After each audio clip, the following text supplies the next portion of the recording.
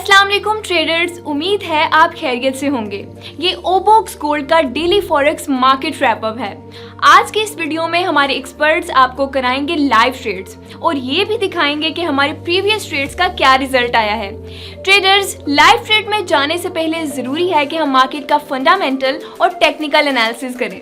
Fundamental analysis में इस video में हमारे एक्सपर्ट्स आपको इकोनॉमिक कैलेंडर के साथ साथ ग्लोबल करंट न्यूज़ से अपडेट करेंगे और टेक्निकल एनालिसिस में चार्ट्स को स्टडी करेंगे और देखेंगे कि चार्ट्स में हमारे लिए क्या क्या प्रॉफिट अपॉर्चुनिटीज अवेलेबल हैं। तो चलिए चलते हैं हमारे एक्सपर्ट्स के पास और देखते हैं वो क्या कहते हैं।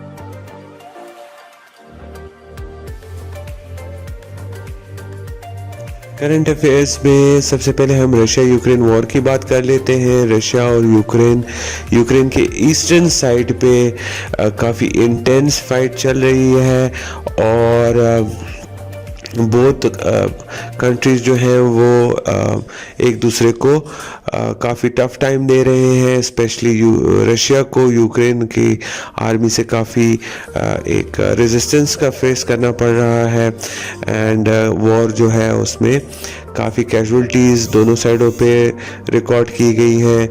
सिविलियन लॉसेस भी हमारे पास रिपोर्ट्स आ रही हैं। इसके अलावा अगर आप न्यूज़ में देखें तो लिथुआनिया ने जो है वो नेटो से रिक्वेस्ट की है कि रशिया से उनको थ्रेट है।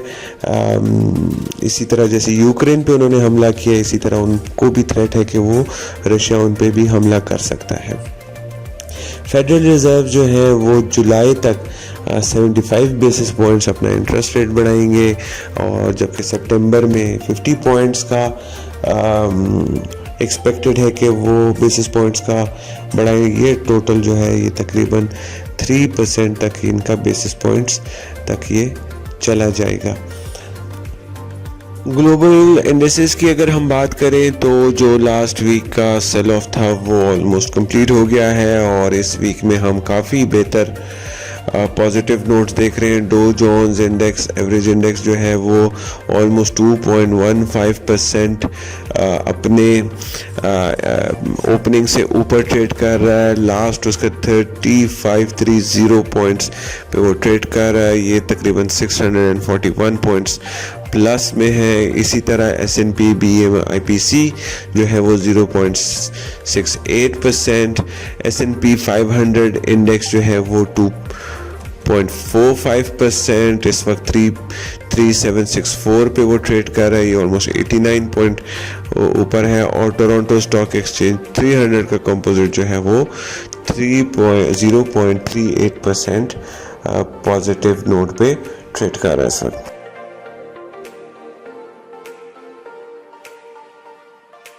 इकोनॉमिक कैलेंडर में आज हमारे पास 11 बजे पाउंड का core inflation rate year on year, inflation rate year on year और inflation rate month on month, ये तीन रिलीज होंगे एग्जैक्टली 11 बजे। ये पाउंड के लिए इम्पॉर्टेंट डाटा है। कोर इन्फ्लेशन रेट प्रीवियस 6.2 था, फोरकास्ट 6 है। दैट मीन्स के year on year core inflation जो है वो थोड़ा सा बेहतर हुआ है, नीचे आया है 6.2 से 6। कोर इन्फ्लेशन रेट में आपको बताता जाऊं कि महंगाई की जो शरह है उसको कोर इन्फ्लेशन रेट कहते हैं। इसमें फूड और एनर्जी इंक्लूडेड नहीं होती। ट्रांसपोर्ट, फूड और एनर्जी जो कि वॉलेटाइल वॉलेटाइल प्रोडक्ट्स हैं वो इंक्लूडेड नहीं होते।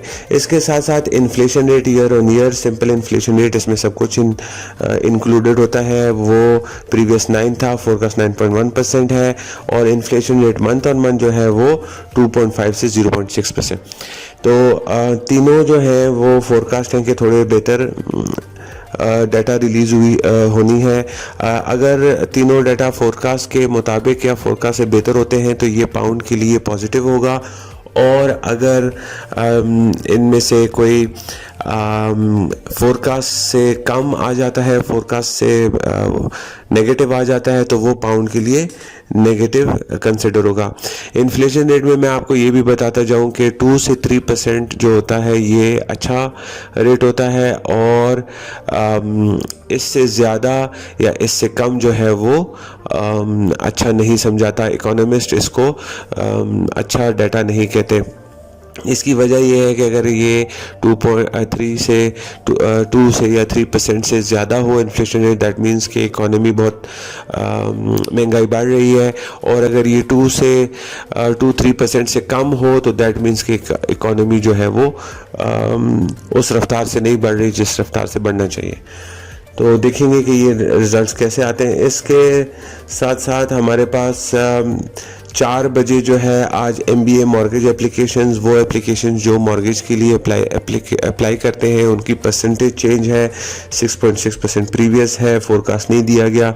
देखते हैं कि रिजल्ट कैसे आएगा। फिर कनाडा के हमारे पास core inflation rate month on month, core inflation rate year on year और inflation rate year on year, ये भी सेम जैसे कि पाउंड को हमने एक्सप्लेन किया, सेम इसका भी कैनेडियन पे वही इम्पैक्ट होगा जैसे कि फोरकास्ट के साथ साथ रिजल्ट आएंगे।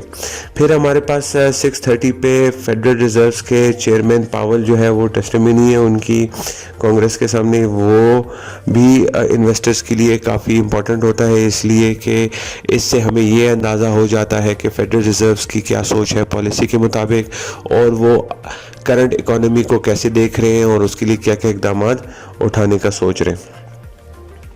मोस्टली फेडरल रिजर्व्स का जो रिलेशन होता है वो इंटरेस्ट रेट से होता है। इंटरेस्ट रेट किस रफ्तार से बढ़ेंगे, नहीं बढ़ेंगे, स्टेबल रहेंगे, ये हम फेडरल रिजर्व के स्पीचेस और टेस्टिमनी से हम डिराइव करते हैं। 7 बजे कंज्यूमर कॉन्फिडेंस फ्लैश है यूरोजोन का, यूनाइटेड स्टेट्स का फेडरल रिजर्व की इवेंट्स की स्पीच है, फेडरल रिजर्व बार्किन की स्पीच है और फेडरल रिजर्व के हार्कर की स्पीच। ये 9 बजे, 10 बजे, 10:30 बजे इस तरह ये स्पीचेस हैं, तो ये इसको भी हम कीनली सुनेंगे, देखेंगे कि फेडरल रिजर्व का ओवरऑल मेंबर्स के क्या ख्यालात हैं। कल की अगर हम न्यूज़ देखें तो कल हमारे पास सुबह 4 बजे ऑस्ट्रेलिया का मैन्युफैक्चरिंग PMI फ्लैश और global services PMI flash. PMI means purchaser managers index, ठीक है। तो ये जो मैन्युफैक्चरिंग इंडस्ट्री के जो परचेजिंग मैनेजर्स हैं उनका एक सर्वे किया जाता है, तकरीबन कोई 500 मैनेजर्स से डाटा कलेक्ट किया जाता है और फ़ोन पे इनसे सवाल जवाब किए जाते हैं। इसमें सप्लायर्स के बारे में, रॉ मटेरियल के बारे में, बायर्स के बारे में, ये होलसेलर्स के बारे में सारी इन्फॉर्मेशन इकट्ठी की जाती है और फिर उसका एक इंडेक्स नंबर क्रिएट किया जाता है। इंडेक्स नंबर अगर 50 से ऊपर हो तो इसका मतलब है कि वो इंडस्ट्री एक्सपैंड कर रही है, और अगर ये 50 से कम हो तो दैट मीन्स कि ये कॉन्ट्रैक्ट कर रही है। 11 बजे फिर यूके से हमारे पास सेक्टर नेट बोरिंग है, पब्लिक सेक्टर की नेट बोरिंग है, मतलब पब्लिक सेक्टर में कितनी कर्जा लिया है, ठीक है। उसके बाद 12 बजे, 12:30 बजे की न्यूज़ है जो कि हम नेक्स्ट वीडियो में शेयर कर लेंगे आपके साथ। आज के लिए इकोनॉमिक कैलेंडर में इतना ही है।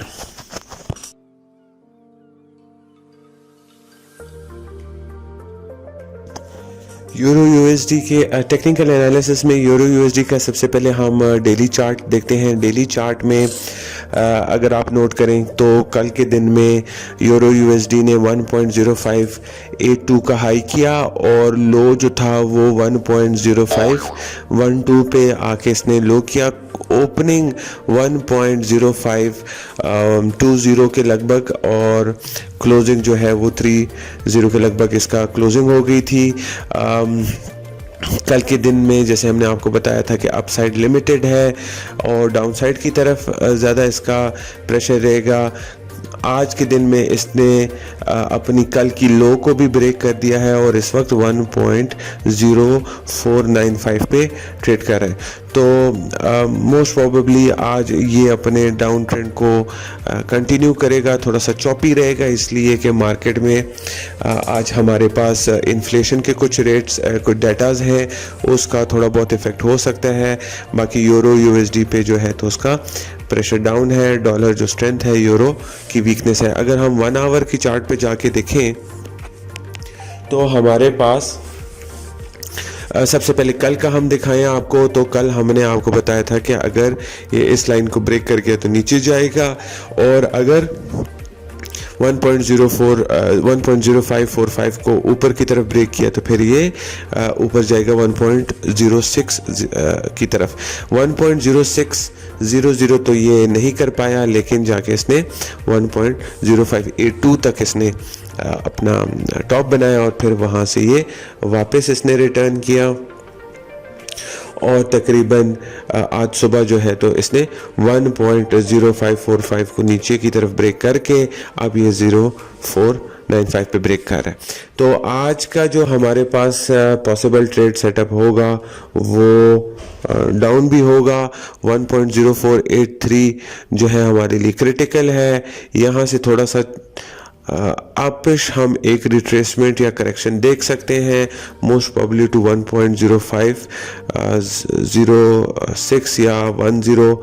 ये हमारे पास पॉसिबल एरियाज़ हैं जहां तक ये अपसाइड हमें इसमें नज़र आ सकता है। वहाँ से फिर हम डिसाइड करेंगे कि इसने आगे और ऊपर जाना है या नीचे वापस आएगा। सो हमारे पास की रेजिस्टेंस जो है वो 1.0506 और 1.0525 ये हमारे पास की रेजिस्टेंट पॉइंट्स हैं। यहाँ से या तो ये रिबाउंड करके 1.0450 पे, और अगर इसको ऊपर ब्रेक कर गया तो फिर 1.04 और 1.0582 यहाँ तक इसके जाने के चांसेस हैं। ज़्यादातर हम इसमें रेकमेंड अगर प्रेफर्ड ट्रेड है तो वो हमारी सेलिंग ही है, और 0525 पे सेलिंग अगर करें तो हमारे लिए बेहतर अपॉर्चुनिटी पॉसिबल है। तो 1.0525 हमारा सेलिंग पॉइंट का सेलिंग की एंट्री पॉइंट होगी, और वहाँ से हम टारगेट करेंगे 0450 को। ऑलमोस्ट 60-70 पॉइंट्स को कैप्चर करने की कोशिश करेंगे। स्टॉप लॉसेस जिसके ऊपर होंगे, अगर 1.0525 को ऊपर की तरफ ब्रेक कर गया तो फिर हम 1.0582 को टारगेट करेंगे। पाउंड यूएसडी भी आज यूरो की तरह हमें थोड़ा सा चॉपी साइन दे रहा है। कल इसने ओपनिंग 1.240 से किया, फिर हाई किया 1.2326 पर, और लेकिन उसको सस्टेन नहीं कर सका और वापस अपनी ओपनिंग की तरफ आके क्लोज हुआ। आज के दिन में ये 1.2256 से ओपन हुआ और अब ये ट्रेड कर रहा है 1.2234 पे। तो नीचे की तरफ चूंकि इसने अपना कल का लो भी ब्रेक कर लिया है, तो ज़्यादातर इसके चांसेस हैं कि थोड़ा ये अंडर प्रेशर है और सेलिंग इसका थोड़ा सा कंटिन्यूड हो, लेकिन सेलिंग इसकी लिमिटेड नज़र आ रही है, इतनी स्ट्रेंथ नहीं है। चूंकि आज हमारे पास 11 बजे कोर इन्फ्लेशन रेट भी है, तो इसलिए इसमें टेक्निकली इन्फ्लेशन के डाटा को इग्नोर नहीं किया जा सकता, और टेक्निकली बेहतर है कि इन्फ्लेशन के रेट के बाद इसमें ट्रेड किया जाए। अगर हम 1 आवर का चार्ट इसका देखें तो आपको नोट करेंगे कि कल हमने आपको रेकमेंड किया था कि 1.2225 या 1.2210 के आसपास इसकी जो ट्रेंड लाइन है इसको आप नोटिस करें। इससे इसको अगर ब्रेक कर गया तो नीचे की तरफ ज़्यादा प्रेशर रहेगा, अगर नहीं कर पाया तो ऊपर की तरफ। तो कल के प्राइसेस से इसने ऊपर की तरफ दिखाया है, लेकिन लिमिटेड रहा है, ज़्यादा दूर नहीं गया, और वहाँ से फिर वापस अपने कल के लेवल्स पे अब दोबारा ट्रेड कर रहा है। सो आज के लिए चूँकि इन्फ्लेशन का डाटा है, अगर इन्फ्लेशन का डाटा पाउंड के लिए पॉजिटिव आया तो फिर हमारे पास पॉसिबिलिटी है कि पाउंड जो है वो ऊपर की तरफ जाए, और अगर हमारे पाउंड का डाटा हमारे पास इन्फ्लेशन का डाटा जो है पाउंड के लिए नेगेटिव आया तो फिर पॉसिबल चांसेस हैं कि पाउंड यूएसडी का पेयर जो है वो हमारे नीचे की तरफ उसकी मूवमेंट हमें नज़र आए। चूँकि इन्फ्लेशन का डाटा है तो हमारे पास प्रेफर्ड कोई इसमें ट्रेड अवेलेबल नहीं है। इन्फ्लेशन के डाटा के आने के बाद हम इसको पॉसिबल है कि हम इसको ट्रेड कर सकें। नेक्स्ट में हमारे पास गोल्ड आ जाता है। गोल्ड जो है कल उसने ज़्यादातर उसका डाउन ही रहा है। 1840 पे इसकी ओपनिंग थी, थोड़ा सा ऊपर गया 1844 तक और फिर उसके बाद नीचे इसने लो किया 1829 में और क्लोजिंग उसकी आई 1831 पे। आज के दिन भी कल का लो ये ब्रेक कर चुका है और नीचे की तरफ ट्रेड कर रहा है 1825 पे।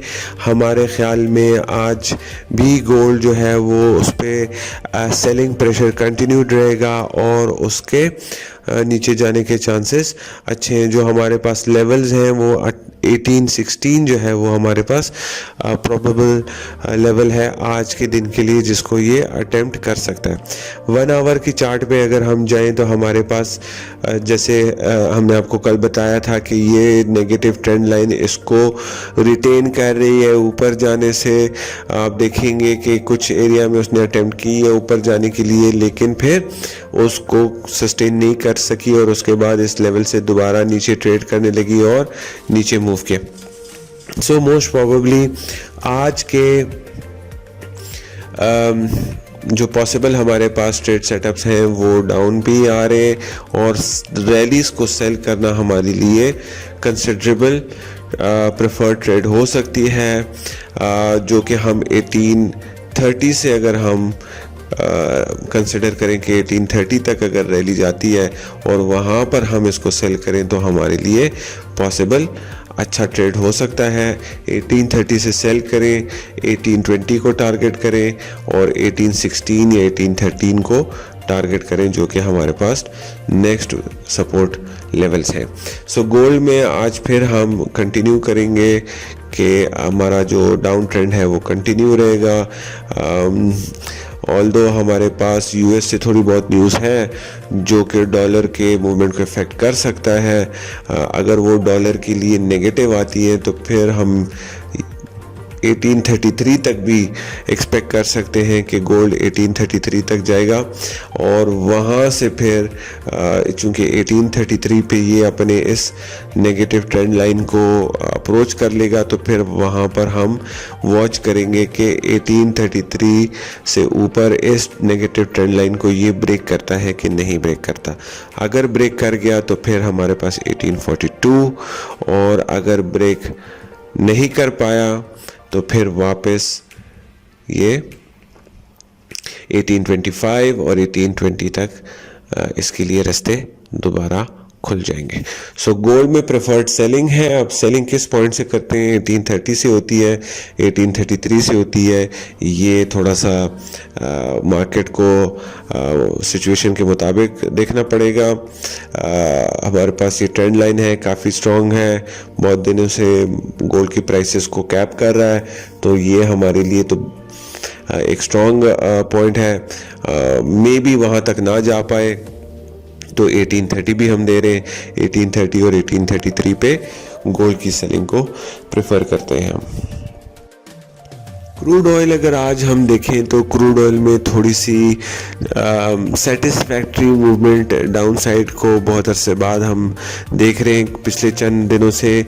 जैसे हमने कल आपको जिक्र किया था कि 110.25 जो है वो एक क्रिटिकल पॉइंट है इसके लिए। इससे अगर ये ऊपर सस्टेन कर गया, ट्रेड कर गया, तो ये ऊपर वापस रिटर्न कर सकता है, वरना इसका नीचे रहेगा। वही हुआ कल के दिन में, आप देखेंगे 110.25 पे इसने हाई किया और थोड़ा सा ऊपर उससे अटेम्प्ट किया लेकिन सस्टेन नहीं कर पाया और फिर नीचे आके अपनी ओपनिंग के साथ क्लोजिंग की और फिर आज के दिन में अपनी ओपनिंग से ये कंटिन्यूसली नीचे ट्रेड कर रहा है और 104.85 तक आ गया है।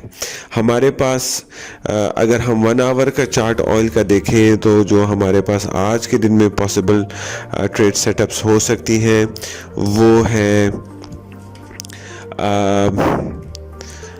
थोड़ा सा रिट्रेसमेंट 106 तक, 106 तक, बिकॉज ये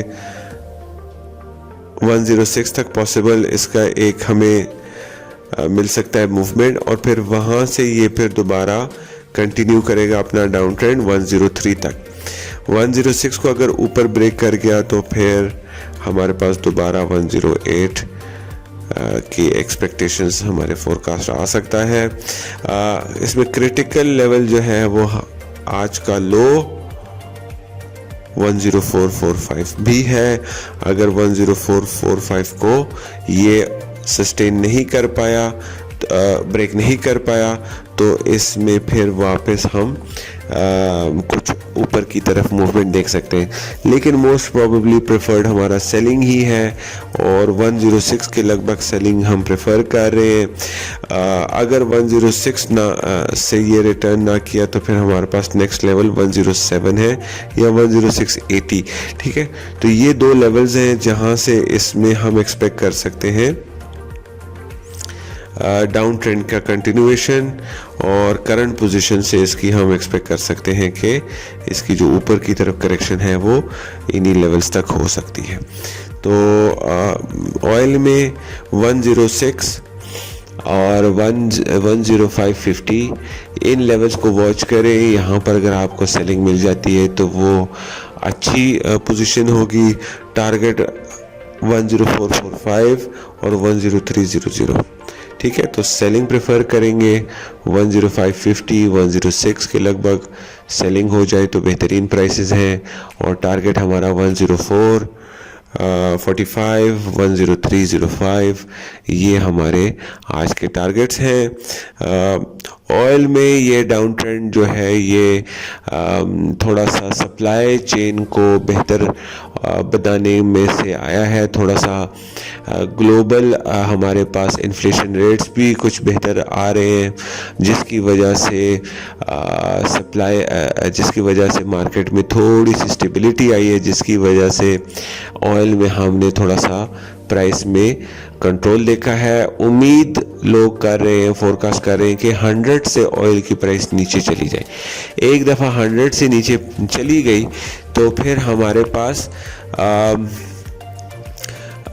ग्लोबल जो हमारे पास अनसर्टेनिटी है उसमें थोड़ी सी बेहतरी के चांसेस बन जाते हैं, इसलिए कि ऑयल जो है वो पूरी दुनिया में इन्फ्लेशन का बहुत बड़ा वजह है। ठीक है, बिकॉज ऑयल की प्राइसेस बहुत हाई है, जिसकी वजह से इन्फ्लेशन जो है ऑल ओवर द वर्ल्ड वो काफ़ी ऊपर जा रही है। और इन्फ्लेशन की वजह से ग्लोबल जो हमारे पास इकोनॉमीज़ हैं, पूरी दुनिया की बड़ी बड़ी इकोनॉमीज़ हैं, उनमें अनसर्टेनिटी काफ़ी है। तो लेट्स होप कि ऑयल जो है वो थोड़ा सा और कंसोलिडेट करे, 100 से नीचे जाए। आ तो नहीं जाएगा, लेकिन मोस्ट प्रोबेबली इसी मंथ में शायद अगर इसी तरह कंटिन्यू किया इसने तो 100 से नीचे जाने के इसके चांसेस ओपन हो जाते हैं, जो कि दुनिया के लिए एक अच्छी खबर है। ट्रेडर्स, आज की वीडियो के लिए बस इतना ही। हमारी कंपनी ओबॉक्स गोल्ड जो है वो पाकिस्तान मर्केंटाइल एक्सचेंज की मेंबर भी है और SCCP से एज अ ब्रोकर रजिस्टर्ड है। हम फॉरेक्स ट्रेडिंग में free of cost trainings provide करते हैं, सिग्नल्स प्रोवाइड करते हैं और रिसर्च मटेरियल प्रोवाइड करते हैं। अगर आपको फॉरेक्स ट्रेडिंग के हवाले से कोई भी इंफॉर्मेशन चाहिए तो आप नीचे दिए गए हुए नंबर पर रब्ता करें। हमारे नुमाइंदा सुबह 9 से लेकर रात 10 बजे तक अवेलेबल होते हैं, वो आपको प्रॉपरली गाइड करेंगे। इसके अलावा हमारे चैनल को सब्सक्राइब करें और नोटिफिकेशन बेल को क्लिक करें ताकि आपको डेली अपडेट्स वक्त पर पहुंचे और आप उनसे फ़ायदा उठा सकें। देखने के लिए शुक्रिया। अल्लाह हाफ़िज़।